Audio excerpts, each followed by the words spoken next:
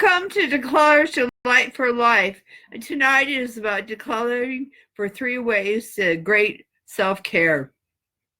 Last night we talked about 3 ways to prosperity, and tonight we're talking about the issues of self-care. And a lot of us have that issue of self-care that we all need to take care of. And, I kind of broken it down for me in 3 separate ways. And for me, one of the greatest things I came up with was the issue of self-love. And for me, self-love was a great one because for most of my life, I hated myself, the way I looked, how I saw myself, and how I viewed myself, and how I felt the world viewed me. Um, I did a lot of great things, but I felt like a hollow shell.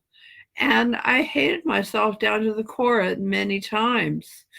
And in having no self-love, I attempted suicide. And I'm not here to give you a tale of woe. What I'm trying to tell you that it took time and a willingness to say to myself finally that I cared about myself, and in caring about myself, I had self-love. And that means taking care of my body physically is part of my self-love, was important. Eating, good, taking, care of myself. I do self-care. I like get my nails and toenails done. I enjoy that, and keeping my hair up and taking care of my skin. Hi, Charlotte. Glad to see you. And all those things were important to me.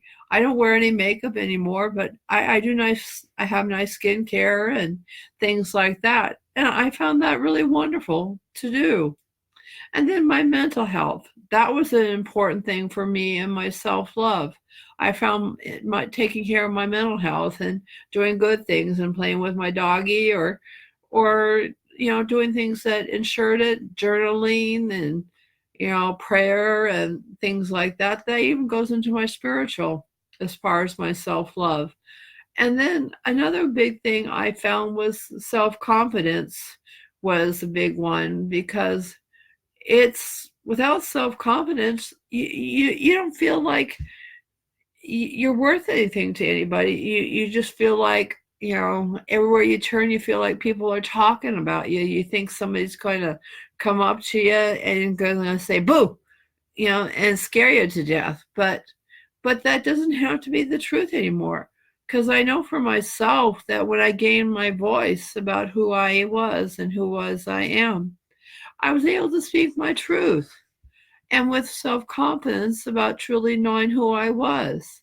And when I had the self-confidence to do that, I can speak up for myself. And even though for a long time I was an advocate, I spoke up for other people's needs except my own. I had self-confidence for them, but I never had self-confidence for my needs. And that's really important as far as taking care of yourself and your self-care. And that's so important.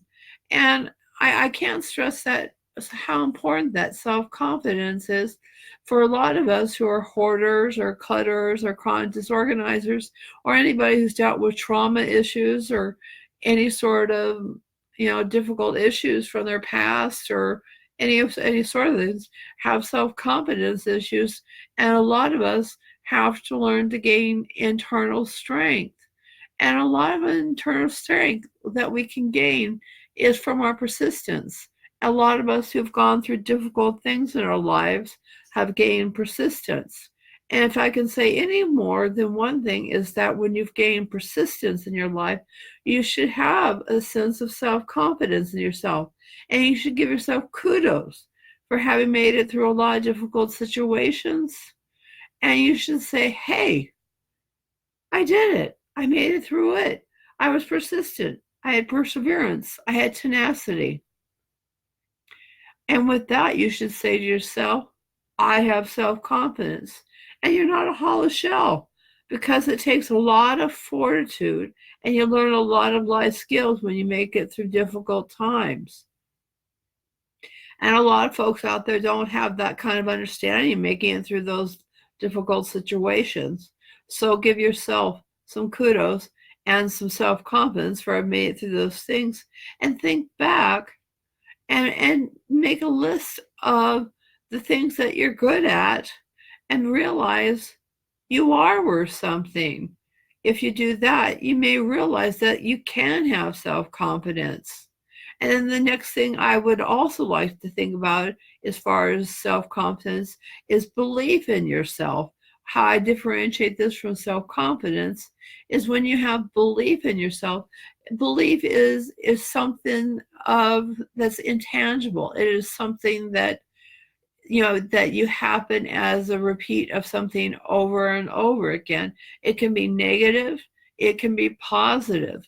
I think one of the greatest things about it is that when you use the belief for positive, you can repeat to yourself over and over again. A lot of people use affirmations. I use affirmations.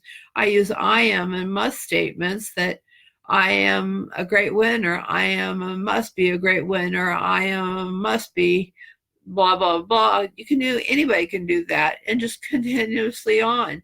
And you can build your belief in yourself, because having a belief in yourself is a wonderful thing, because when you have a belief in yourself, there's a great number of things you can do and overcome that you necessarily couldn't overcome if you didn't develop that belief. Belief is a very strong thing. It's like developing that desire, and desire is very potent. A lot of us sometimes who've dealt with certain issues in the past, when belief has been used against us, maybe in a religious context, and that belief has been pounded down into us and in a negative way, and we don't always have to view it as such. And it is our choice now, if we have that choice as an adults, to make our own choice as far as our beliefs. At least that's what I believe, and I have my own choice as far as my beliefs. And you have your choice as your beliefs. And if somebody's coming down on you hard, as far as them, is forcing their beliefs on you, I would look them straight in the face and say, I have my choice of my beliefs.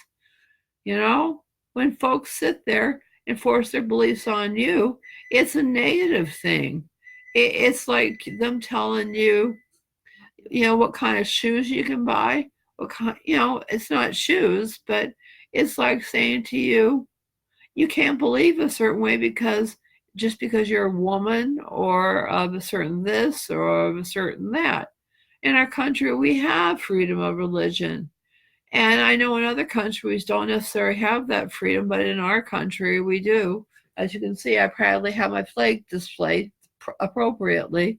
And I have a lot of faith in my country, because if we don't have those beliefs as a country and beliefs as individuals, then that's what knits us all together, is beliefs.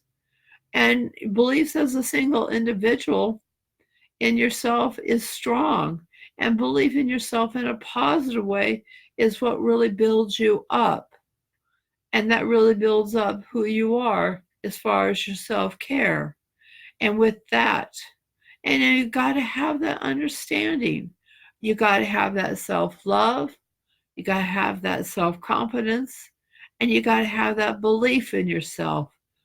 And with all that, a lot of great things can come out of your life, and you can have a lot of decluttering in your life with great self-care.